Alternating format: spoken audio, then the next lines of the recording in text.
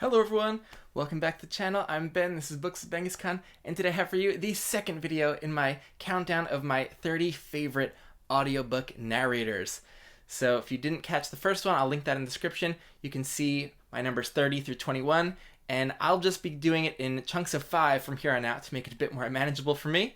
So this one will have numbers 20 through 16, and in this top 20 I think are narrators that are so utterly engaging to me that they've often made me forget that the print books even exist, and have just gotten me to put those down in favor of just listening to the audios at various points for all of these. So can't wait to get into this list. Let's start with number 20, which is Emily Woo Zeller. Now, I've listened to Zeller for a total of 50 hours, and now that we're in the top 20, most of these I've listened to for long chunks, and some for very long. And I've just listened to her do the entire Poppy War trilogy by R.F. Kuang.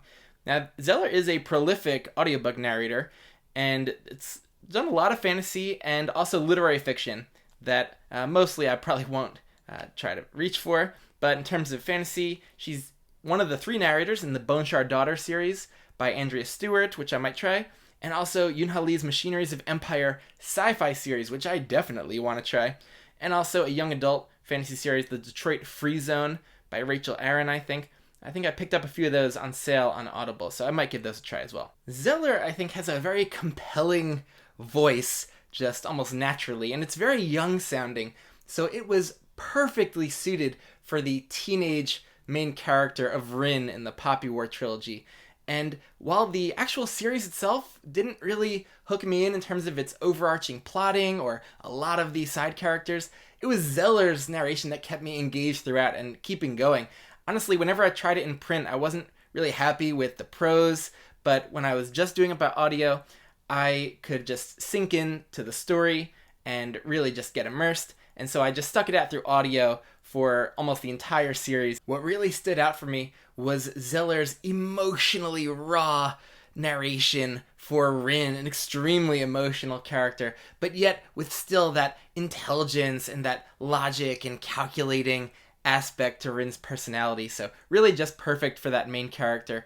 And since that's so much of the series is Rin's internal monologues or speaking to other characters, we're with Rin the entire time. So I will give you a little sample of that from the very beginning of the Poppy War. Venka, she said begrudgingly. Dragon province, but I grew up in the capital. Venka was an archetypical Synagardian beauty. She was pretty in a pale way, and slim as a willow branch. Rin felt coarse and unsophisticated standing next to her. She realized both were watching her expectantly. Runin, she said. Rin for short. Runin? Venka mangled the name with her Synagardian accent, rolled the syllables through her mouth like some bad-tasting morsel. What kind of name is that? Southern, Rin said. I'm from Rooster Province. That's why your skin's so dark, Venka said, lip curling. Brown as cow manure. Rin's nostrils flared. I went out in the sun once. You should try it sometime.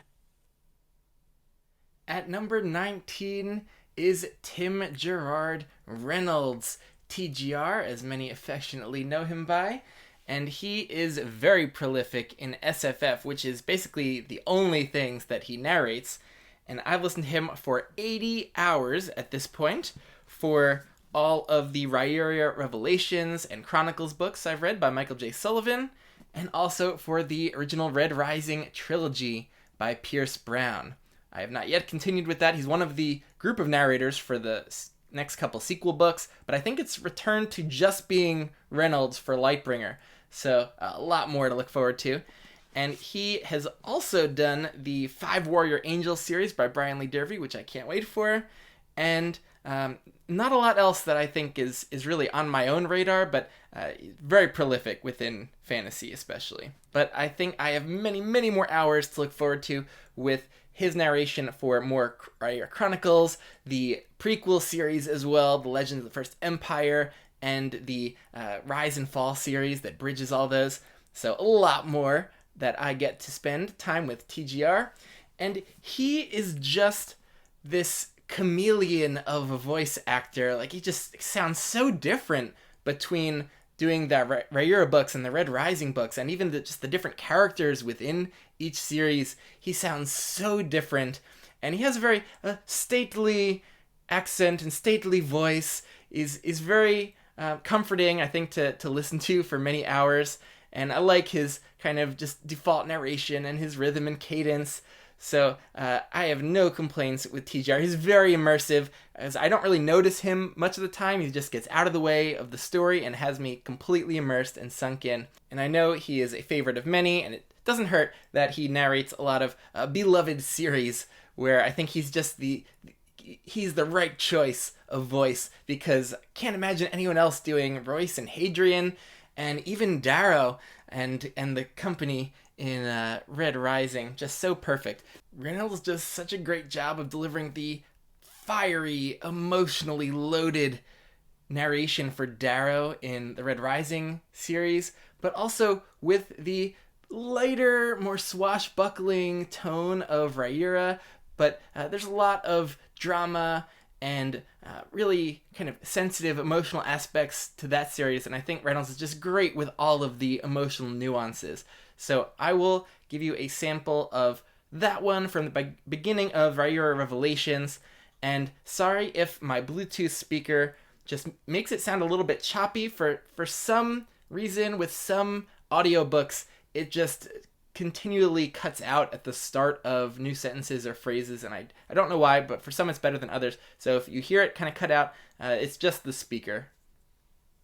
The man grinned, showing yellowed teeth that grew at odd angles. So now drop them swords and climb down. Afterward, you can walk up to Ballantine Castle, knock on old Archie's door and see what he does. Another round of laughter. Now, unless you think this is the perfect place to die, you're going to do as I say. All right, Royce, Hadrian said in resignation. He unclasped his cloak and laid it across the rear of his saddle. Should have left the road. But honestly, I mean, we are in the middle of nowhere. What were the odds? Judging from the fact that we're being robbed, pretty good, I think. And ironic, Rayura being robbed. Almost funny, even. It's not funny. Did you say Rayura? At number 18 is the newest addition to my favorite audiobook narrator list, and that is James Langton, who I've listened to for 52 hours now, and just with the Tawny Man trilogy, which I've just recently started and read the first 2 books, including Golden Fool, which I finished just a couple days ago. So Langton is a prolific narrator, but mostly kind of just random literary fiction, nonfiction, romance.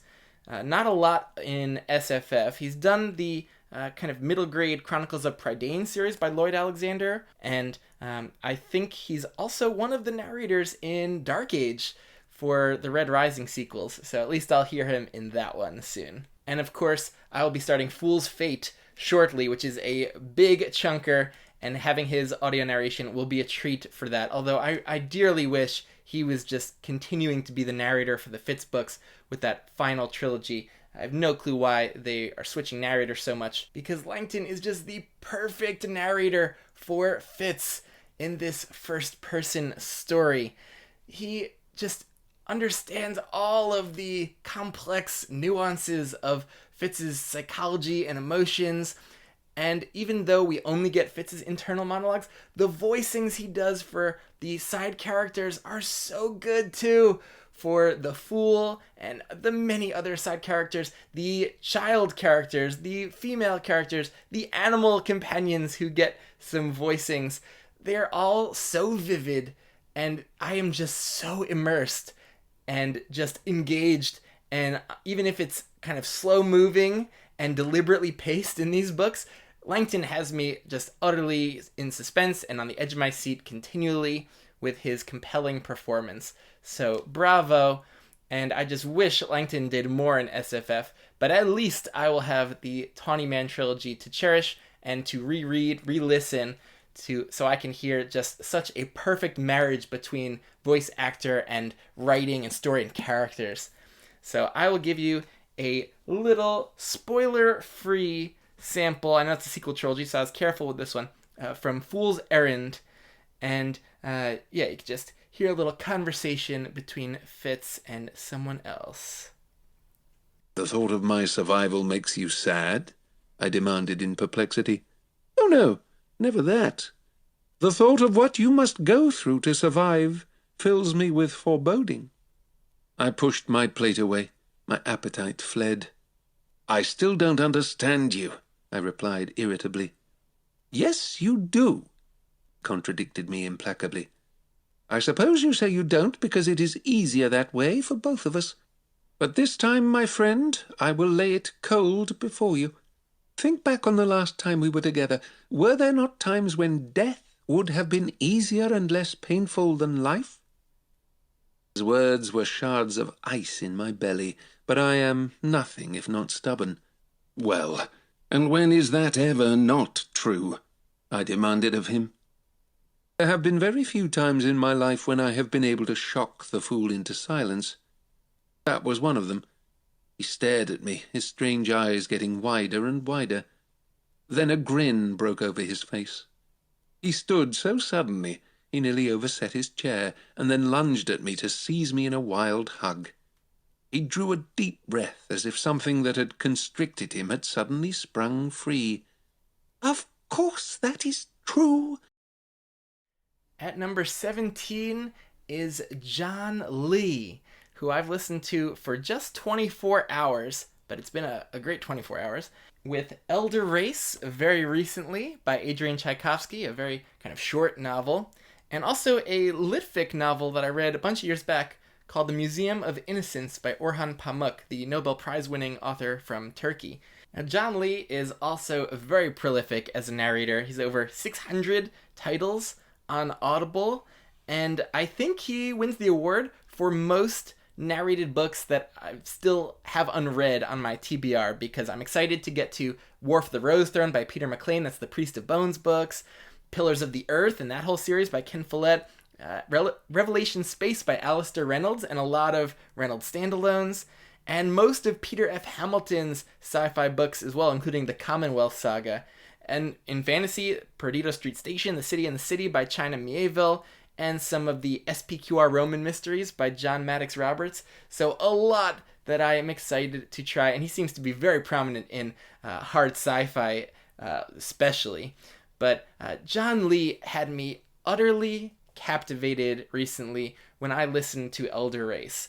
And this is an alternating kind of POV structure where one character is kind of an older kind of male character, the other is a younger female. Just the slight differences between the voicings just were so perfect, and this is a very emotionally raw book as well, and the two characters are in such different kind of places psychologically and just captured each one so perfectly. And I basically cannot pick this one up just in print, or if I did it immersively, because I love Lee's voice. It's just this rich baritone, and just always felt compelling to me and had me engaged. Lee, I think, is a master at varying his tone to suit the sentence or the flow of sentences in any one section. So just changing his volume, getting softer or more intense, or speeding up, slowing down, the way he emphasizes a lot of the final words and sentences. It just works perfectly for me. And I chose a sample towards the beginning of Elder Race that I think exemplifies Lee's strengths. I have admitted visitors from the subject population. It seems like a profound flaw in outpost security, not to mention all the procedures designed to avoid non-contamination of the locals. The outpost reminds me that this is all based on my past orders, which it is powerless to disobey. Do I sense a tone of reproach? I wouldn't be surprised. But yes, I did tell it that. One of my many lapses of judgment. Be alone enough. Let your emotions out of the box enough. You're going to make some poor calls. And if the Corps would just come back for me, I'd take the wrapped knuckles. But they haven't. Which, after that much time, very likely means that they won't. Ever. Number 16 is Michael Page. I know many people will be happy to see him on my favorites list. I've listened to him for a lot, 186 hours. So he's in my top 10 in terms of most listened to. And that includes the first two of the Gentleman Bastards sequence, Lies of Locke Lamora being the first one, and then books 4 through 10 of Malazan Book of the Fallen. So I did do a lot of this series hybrid, switching off between audio and print, but I thought his audio was just great. Although it's a bit odd because he did not do the first 3 books, and so I got so used to Ralph Lister for the first 3. The switch in House of Chains was a very strange, but then I think I just really settled in with Page in Midnight Tides and beyond, and really appreciate both narrators in the series. But I know many people really just love him and are grown attached to him for his lively narration for Lies of Locke Lamora and those sequels. But he has done a lot of other things, including a lot of historical nonfiction, and I've been actually just dipping into a kind of Greek history book, The Rise of Athens by Anthony Everett. That's narrated by Page. There's not a lot else, though, on my TBR besides Republic of Thieves that I still have to read, and hopefully more sequels to come by Scott Lynch. But he has done this fantasy series, The Chathrin Voyage by Robert V.S. Reddick, Red Wolf Conspiracy being the first one. So I do have those and want to get to that at some point. But really not a lot else. A lot of litfic and mysteries. But he has done a version of Don Quixote. I once tried it by another narrator and couldn't get into it, but I listened to the sample of Page's and like, okay, if I ever did Don Quixote, I would do it with Michael Page. Page is so memorable because his voice just has so much character to it. It's a very distinctive voice that I think just on its own is engaging to listen to. But then when he does character voices, there's just so much personality in those voices. And he may not actually have the greatest variety, though, in his voicings. I feel like a lot of his characters are just variations on one of his main themes, like gravelly voice or piratey voice or rogue. But the ones he does, I just love so much. And for the Gentleman Bastard series in particular, are just, it feels so perfectly suited. I could not imagine anyone else doing this series. And I wanted to give you a sample from Lies of Locke Lamora, but also one from Reaper's Gale to show Page's range, because there are a lot of very lively, distinctive characters he gets to voice in Malazan, like T-Hole and Bug are some greats that he does, but some more of the emotional and dramatic side of things he can do great as well. So I wanted to give you a sample with a fan favorite character from this book. So here we go. Chains eased himself back down to the damp floor, crossing his legs and settling a thoughtful stare on Locke. Your former masters said you could do simple sums. Is this true? Yes, master. Don't call me master. Makes my balls shrivel and my teeth crack. Just call me Father Chains. Oh, and how old are you, by the way? I've lost count. I was 30, but that was 6 years ago, so I don't know anymore. Warren's Beak. How many candles do you know about? Oh, lots. All of them. All of them. We had a half-fen blacksmith for my last 2 years, and he once asked me to list them, so I did. Then he said that was all of them. He said, "That's all of them, Beak." What else did he say? Nothing much, only he made me this knife. Beak tapped the large weapon at his hip. Then he told me to run away from home, join the Malazan army, so I wouldn't get beaten anymore for being stupid. I was 1 year less than 30 when I did that, just like he told me to, and I haven't been beaten since. Nobody likes me, but they don't hurt me. I didn't know the army would be so lonely. All right, that wraps up this bunch of my favorite narrators. Let me know if you also love any of these or are excited to try some, and I will hopefully be continuing this the rest of this month and getting down to number 1. So yeah, I'll see you later.